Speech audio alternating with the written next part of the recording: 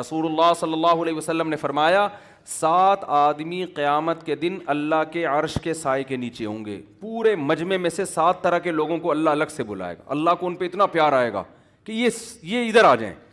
جیسے دیکھو آپ کسی گورنمنٹ کے ادارے میں جاتے ہو نا, لمبی لائن لگی ہوئی ہوتی ہے بل جمع کرانے کے لیے, آپ دھوپ میں تڑپ رہے ہو, پاسپورٹ بنوانا ہے, کوئی ٹکٹ چاہیے, ٹرین کا, جہاز کا, بس کا, لائن لگی ہوئی ہے. ہوتا ہے نا بعض دفعہ ایسے ٹینشن میں آتا ہے آدمی, یار پانی نہیں ہے, یہاں دھوپ ہو رہی ہے, کیا کریں. کوئی آپ کا جاننے والا آفیسر نکل آیا, ہوتا ہے نا ایسے, وہ آفیسر آپ کو ایسے آنکھ مارتا ہے, ایسے سیٹی پہ جاتا ہے, کہتا ہے سائڈ پہ آ جا. تو کتنی خوشی ہوتی ہے کہ نہیں ہوتی؟ میرا خیال ہے آپ لوگ کو نہیں ہوتی. ارے بھائی آپ لائن میں لگے ہوئے, وہ بولا یار تو کھڑکی سے نا, ٹرین کا ٹکٹ لینے گئے ہوئے تھے, لائن لگی ہوئی ہے, نمبر نہیں آ رہا, وہ جاننے والا جو ٹکٹ دے رہا آپ کا جاننے والا نکلا, اس نے اشارہ کیا ادھر آ جا, سائڈ پہ ادھر آ جا بھائی, چھاؤں میں آ جا ذرا. کتنی خوشی ہوتی ہے انسان کو. اور بڑا سینہ تان کے جا رہا ہوتا ہے. لوگ کہتے ہیں بھائی تم لائن توڑ کے کیوں جا رہے ہو, آپ ہٹ, میرا چاچا ہے بھائی, میرا ماموں لگتا ہے. لوگ پھر کہتے ہیں یار سر ہماری بھی سفارش کر دیں. ہوتا ہے کہ نہیں ہوتا؟ حالانکہ یہ تھوڑی دیر کی دھوپ ہوتی ہے, تھوڑی دیر کی گرمی ہوتی ہے, اس میں وہ آنکھ مار کے سائڈ پہ. ایک اسی طرح نا ایک بینک میں نا بل جمع کرانے کے لیے لائن لگی ہوئی تھی, بہت لمبی لائن تھی, لوگ کھڑے کھڑے بیزار آ گئے نا, تو نمبر ہی شروع نہیں ہو رہا. اتنے میں 3 پیس سوٹ میں ایک آدمی آیا بریف کیس کے ساتھ, جیسے ہی آگے جانے لگا لوگوں نے پکڑ کے کوٹ دیا, پیچھے کھڑا ہو. سن نہیں رہے اس کی نا کچھ, وہ کچھ بولنا چاہتا ہے, پکڑ کے کوٹ دیا. ابے پیچھے کھڑا, بے وقوف ہے, 1 گھنٹے سے لائن میں لگے, میں پیچھے کھڑا. وہ بیچارہ پھر لڑتا پڑتا پیچھے جاتا. پھر لوگ گالیاں دے رہے ہوتے, یار لائن ہی ختم, بھائی بل جمع کرانا ہی شروع ہی نہیں کر رہے کوئی. پھر یہ بیچارہ آگے جانے لگتا, کچھ بولنے لگتا, تو لوگ پڑھ گئے, لوگ تپے ہوئے بہت ہیں نا غصے میں, سن رہے نہیں ہے اس کی. پھر 2-4 تھپڑ لگاتے, چل پیچھے جاؤ. وہ بیچارہ گرتا پڑتا پھر پیچھے جاتا. 5-6 دفعہ ایسا ہوا, وہ بولتا ہے بھائی میں مینیجر ہوں یار, میں کھڑکی کھولوں گا تو میں بل جمع کراؤں گا, مجھے کھڑکی تو کھولنے دو جا کے. لوگ اتنا تپے ہوئے ہوتے ہیں نا جب لائن میں لگے ہوتے, یہ بھی نہیں دیکھ رہے ہوتے کہ بھائی یہ بندہ کون ہے. وہ 3-4 دفعہ نا کلا بازی کھا کے پیچھے گرتا, پھر آگے آتا, پھر دھکے دے کے. تو جب لائن میں لگا ہو, انتظار موت سے زیادہ سخت ہوتا ہے. انتظار جو ہے موت سے زیادہ سخت ہوتا ہے. ایک انتظار ہے 1 گھنٹے کا, 2 گھنٹے کا, اناؤنسمنٹ ہوگی, ہمارا نمبر آ جائے. اس میں انسان تعلقات استعمال کرتا ہے, لائسنس بنوانا ہے, یار کوئی جان پہچان والا تلاش کرو, بڑی لمبی لائن ہے. ایک انتظار وہ ہے جس کو قرآن کہتا ہے یجعل الولدان شیبا, میدان حشر کا دن ایسا ہوگا جو بچوں کو بوڑھا کر دے گا. سورج جس میں سوا نیزے پر ہوگا, پسینوں میں لوگ ڈوبے ہوئے ہوں گے. ایک دن 50,000 سال کے برابر, ایک جگہ آتا ہے 1,000 سال کے برابر, ایک جگہ آتا ہے 50,000. ہر آدمی کے جیسے اعمال ہوں گے نا, اس حساب سے اس کو وہ دن لمبا لگے گا. ایک دن کی لائن نہیں ہے, ہزاروں سال کی لائن ہے. اس وقت اللہ دیکھیں گے مجمع میں, جیسے کوئی تعلق والا ہوتا ہے نا, بلاتا ہے بھائی اس کو سائڈ پہ لے آؤ, یہ اپنا بندہ ہے, اس کے لیے کرسی لگاؤ اور اس کے لیے چائے کا ہوتا ہے نا, چائے کا انتظام کرو. ہمارے ایک دوست جاننے والے, لائسنس نہیں بنتا تھا ان کا نا, جب بھی گاڑی لائسنس بنوانے جاتے فیل ہو کے واپس آ جاتے.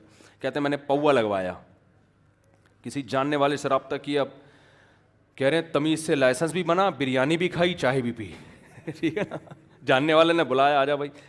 امتحان لیا انہوں نے, چیک کیا, وہ آتی تھی گاڑی چلانا ان کو, لیکن کہہ رہے ہیں بڑی تمیز سے کام ہو گیا. تو جب 50,000 سال کا دن ہوگا, لوگ پسینوں میں ڈوبے ہوئے ہوں گے, اور یہاں تک حالات ہوں گے کہ لوگ آدم علیہ السلام کے پاس جائیں گے. حدیث میں آتا ہے آدم علیہ السلام سے کہیں گے آپ اللہ کے صفی ہیں, منتخب کردہ پیغمبر ہیں, آپ ہمارے باپ ہیں جن سے اللہ نے نسل کا آغاز کیا, آپ اللہ سے سفارش کریں.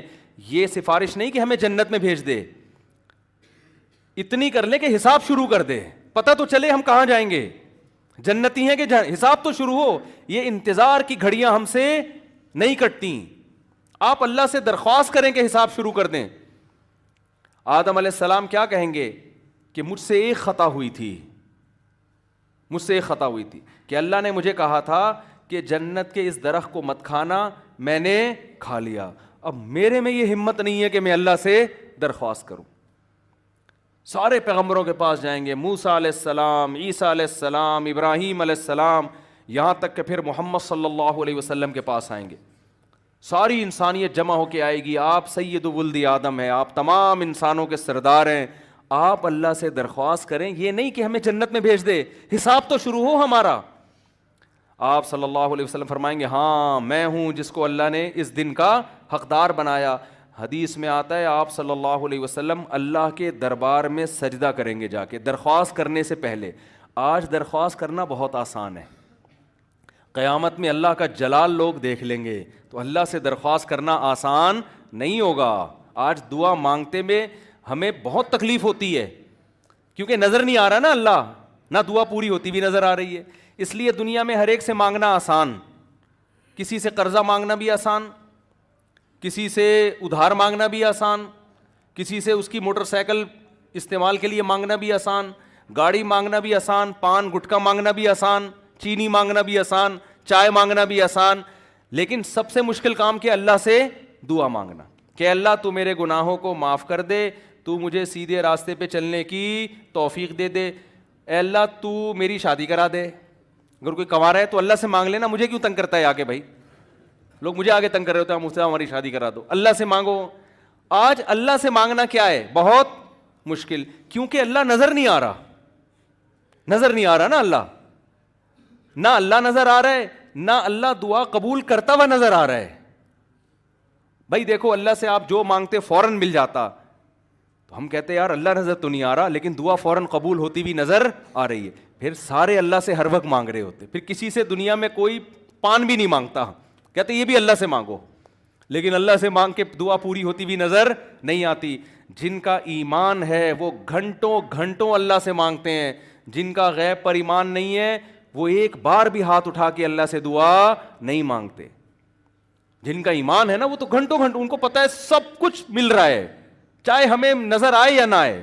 اللہ دعا کو رد نہیں کرتا, وہ مانگتے ہیں اللہ سے, ہر چیز مانگتے ہیں.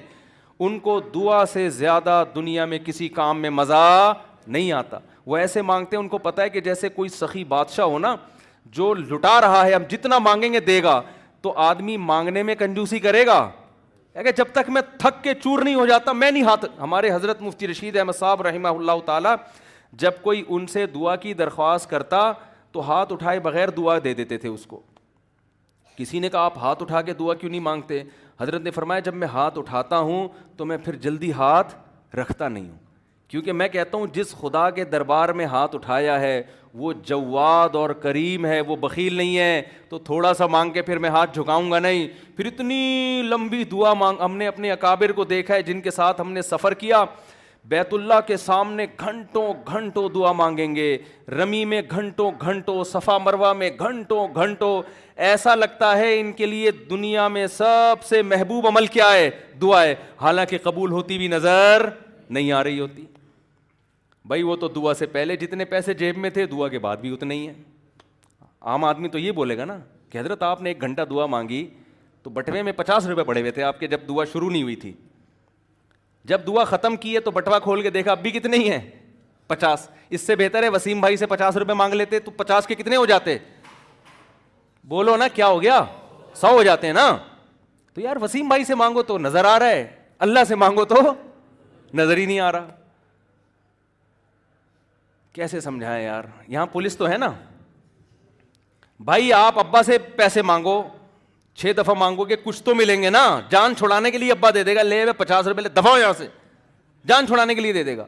اللہ سے تو یار گھنٹوں گھنٹوں مانگو, نہ کبھی 50 روپے ملے نہ کبھی 5 روپے ملے. تو بھائی اگر اللہ ایسے دینا شروع کر دے تو پھر لوگ ابا سے نہیں مانگیں گے, کس سے مانگیں گے؟ اللہ نے کہا چھپا ہوا ہے, چھپا ہوا ہے. فلا تعلم نفس, کسی کو خبر نہیں ہے میں نے اپنے بندوں کے لیے کیا چھپا. یہ سب قبول ہو رہی ہیں, یہ سارے پٹارے اور یہ جو تجوری کی جو کنڈیاں ہیں نا یہ کھلیں گی قیامت کے دن, یہ سب کھلیں گی, سب جمع ہو رہے ہیں اللہ کے دربار میں. اور تو جو اللہ سے روزی مانگ رہا ہے, اللہ ایسے روزی نہیں دیتا کہ 50 کے 100 کر دے, وہ تیرے 50 میں ایسی برکت دے دے گا جو لوگوں کے 50 لاکھ میں نہیں ہوگی. غیب سے اللہ مدد کرتا ہے, دکھاتا نہیں ہے اللہ تعالیٰ. غیب سے مدد ہوگی. تو میں آپ سے عرض کر رہا تھا کہ قیامت کے دن اللہ تعالی جیسے دنیا میں ہم پر, ہاں نبی صلی اللہ, آج دنیا میں مانگنا آسان ہے اللہ سے, لیکن مانگنے والے بہت تھوڑے. اللہ سے مانگو. کسی کو شراب کی عادت ہے نا, اللہ سے گڑ گڑاؤ, اے اللہ میری عادت چھڑوا دے. کسی کو انٹرنیٹ پر فحش فلمیں دیکھنے کی عادت ہے, اللہ کے سامنے گڑ گڑاؤ, اے اللہ میری عادت مجھ سے چھڑوا دے. کسی کو ماں باپ کے ساتھ بدتمیزی کی عادت ہے, جو ماں اور باپ کے ساتھ برا سلوک کرے, زبان چلائے. علماء کہتے ہیں ہر گناہ کی سزا آخرت میں ملتی ہے, لیکن والدین کو ستانے کی سزا اللہ دنیا میں دے دیتا ہے. ان کا انجام اچھا نہیں ہوتا, سکون برباد کر دیتا ہے اللہ ان کا. والدین سے بد کلامی کی عادت ہے, تو اللہ سے دعا مانگو. ہم صرف روٹی مانگتے ہیں اللہ سے, روزگار مانگتے ہیں, یہ چیزیں بھی اللہ سے مانگنے کی ہیں. تو آج مانگنا آسان, کل قیامت میں اللہ سے کسی میں بات کرنے کی جرت نہیں ہوگی. اللہ کہے گا اب تو آدم مانگتے ہوئے ڈر رہے ہیں, اے اللہ میرے سے غلطی ہوئی تھی, میں کیسے مانگوں, اللہ مجھ سے اس کا حساب نہ لے لے گئی. ابراہیم علیہ السلام سے کہا جائے گا آپ اللہ سے مانگیں. ابراہیم کہیں گے مجھ سے ایک خطا ہوئی تھی, میں نے لوگوں سے کہہ دیا تھا کہ جب وہ جو ابراہیم علیہ السلام کے دور میں بت بنے ہوئے تھے نا, تو ابراہیم علیہ السلام لوگوں کو نا بتانا چاہتے تھے یہ بت کچھ نہیں کر سکتے, پتھر کے بنے ہوئے بت. تو ابراہیم علیہ السلام نے اس کے لیے تدبیر کیا اختیار کی کہ جب یہ سب لوگ میلے ٹھیلے میں جائیں گے تو میں ان سارے بتوں کو ٹنڈا اور لنجا کر دوں گا, کسی کو کانا بنا دوں گا, کسی کی آنکھ کاٹ دوں گا, کسی کی ناک کاٹ دوں گا, اور بڑے والے کے گلے میں کلاڑا ڈال دوں گا. یہ بولیں گے یہ کس نے یہ کیا, میں بولوں گا بڑے والے نے کیا ہے. وہ کہیں گے بڑا والا تو کر ہی نہیں سکتا. میں کہوں گا ان سے پوچھ لینا بڑے والے سے, یہ بتائے گا کس نے کیا ہے. بلکہ یہ خود بتائیں گے یہ سارے بت کے اس نے کیا ہے. بھئی آپ کی کوئی ناک کاٹ کے چلا جائے, بندے کو بھی آپ دیکھ رہے ہو, بندہ بھی سامنے کھڑا ہوا ہے, آپ کے ابو پوچھیں بیٹا تمہاری ناک کس نے کاٹی, آپ بولو گے نا فوراً, بولو نا, بولو گے اس نے کاٹی. تو ابراہیم علیہ السلام نے یہ پلان بنایا کہ جب یہ سب کو ٹنڈا لنجا کر کے میں بڑا بت جو ہے نا اس کے گلے میں کلہاڑا ڈال دوں گا. پھر جب یہ لوگ آئیں گے کہ یہ کس نے کیا, میں بولوں گا اس نے کیا ہے. جن کے کان آنکھ کٹے ہیں, ہاتھ کٹے ہیں, وہ خود بتائیں گے اس نے کیا ہے. تو لوگ کہیں گے یہ تو بول نہیں سکتے, تو میں کہوں گا یہ کیسا خدا ہے جو بات کر نہیں سکتا, تو یہ تمہارے مسئلے کہاں سے حل کرے گا یہ. تو یہ ابراہیم علیہ السلام نے پلان بنایا. لیکن اس پلان میں ابراہیم علیہ السلام نے کیا کیا, قوم تو ان کو بھی میلے میں لے کے جا رہی تھی, تو ابراہیم علیہ السلام نے کہا میری طبیعت خراب ہے, میں بیمار ہوں, میں نہیں جا سکتا. ابراہیم علیہ السلام کی نیت جھوٹ کی نہیں تھی, نہیں جیسے آج ہم بڑے آرام سے جب چاہے ہاتھ اٹھا لیں. نبی صلی اللہ علیہ وسلم نے فرمایا اللہ کا جلال, اللہ کی عظمت ایسی ہوگی, میں اللہ سے یہ درخواست کہ اللہ تو حساب و کتاب شروع کر دے, یہ درخواست کرنے کے لیے اللہ کے دربار میں جا کے سجدہ کروں گا. اتنا لمبا سجدہ 7 دن اور 7 راتوں کے برابر, اور اس میں اللہ کی ایسے الفاظ سے حمد و ثنا کروں گا.